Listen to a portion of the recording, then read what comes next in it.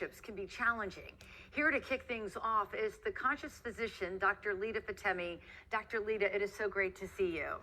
It is a privilege to be here. I was so excited to see you again, Gail. Yeah, we're excited about your new book. I want to talk about it, but let's talk about mental health issues. The whole show today is dedicated to different relationships in our lives, and we want to have bonds with those who are struggling, but sometimes that can be difficult.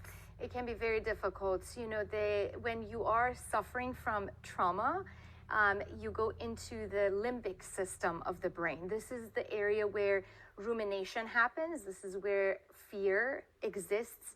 And we're in that space, we can't connect. The prefrontal cortex is shut off.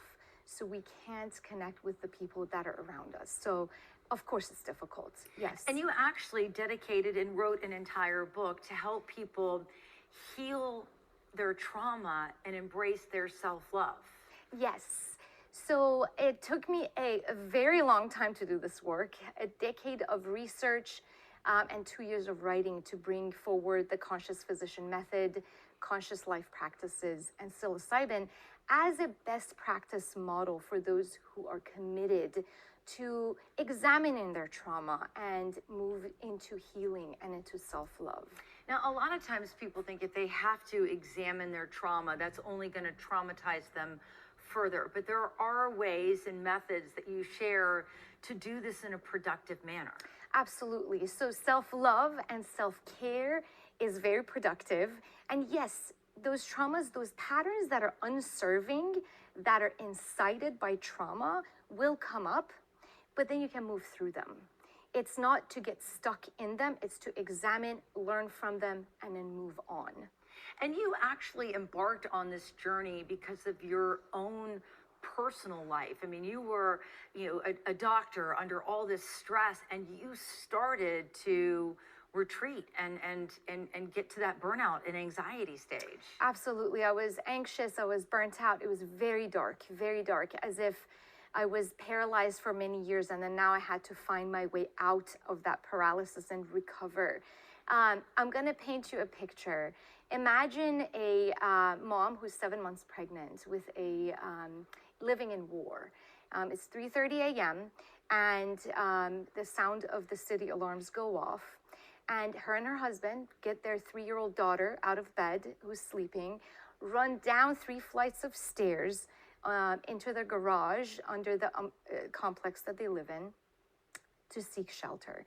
And each bomb that drops, the mom feels the baby shake in her belly.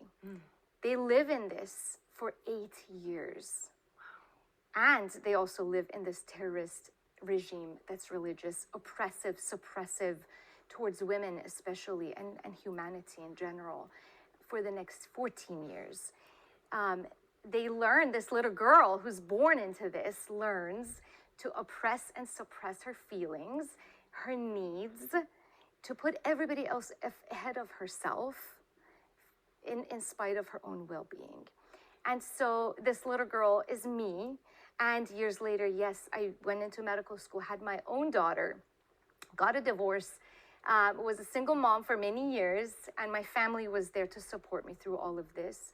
But it was through my burnout that I saw these patterns of trauma and war and living under a terrorist regime show itself as pleasing the system.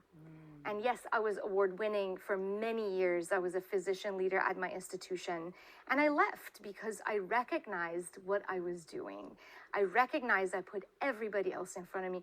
I recognized I wasn't connected with my needs and connected with self-care at all. And so I was unhappy and I was suicidal for some time, and it just was not the way to live anymore. And for people watching, they might be thinking, oh gosh, well, Dr. Fatemi went through all of this, war-torn, life. Maybe my problems aren't that big, but trauma is trauma. It comes in all different shapes and sizes, and it has to be addressed. 100%. Everyone who lives on this earth goes through trauma.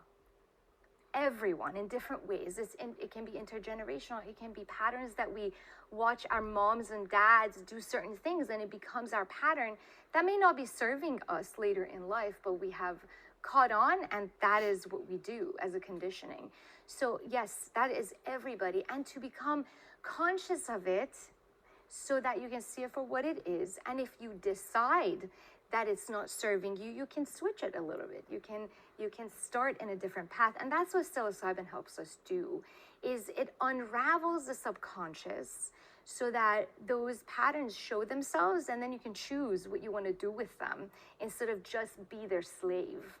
What is going on with the psilocybin journey? Yes, so it is illegal in most states still, but there's a lot of legislation happening. There's a ton of advocacy happening in communities because of the healing potential. There's a ton more research coming out since we talked last. And so Colorado has decriminalized and legalized, and Oregon for a while now. They are coming up with ways of bringing it to the community so it's not harmful and it's done in a safe way. But, you know, millions of Americans are microdosing, but are they doing it safely? Not necessarily. They're doing it in silence. They're doing it quietly because it's not legal. They're doing it without that safety. And that's one of the reasons I had to bring this work forward and show my purpose. You know, I've done this work with numerous professionals with incredible results. And after so many years of doing this work for a decade, I was like, you know what? I should write a book. And it took me 2 years to write it, to make it accessible to everyone who is interested in conscious healing and is willing to commit themselves to the work, because it takes work.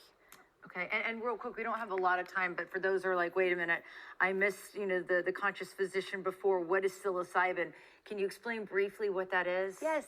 So psilocybin is the active ingredient, psychoactive ingredient in over 200 different types of mushrooms that is found in nature.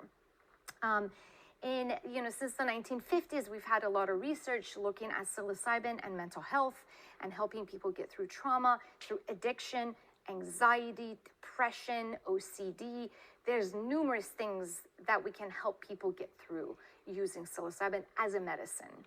All right, so, and again, I just want to reiterate to the viewers that are just tuning in right now, there is a lot of research being done on this, even with cancer patients.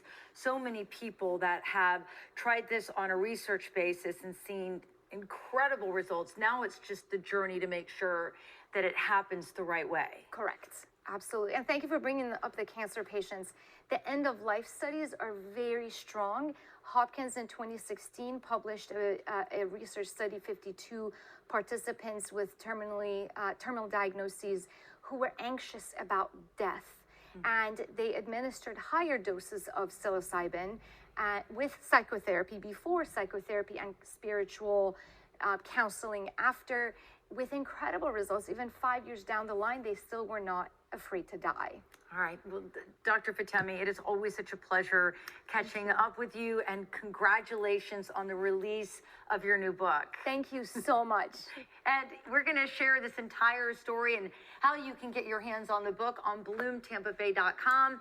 And we are thrilled. Dr. Fatemi joined us on our podcast, The Bloom Health Club, in the WFLA Now Streaming Center to continue this incredible conversation. You can stream the full episode anytime on Spotify,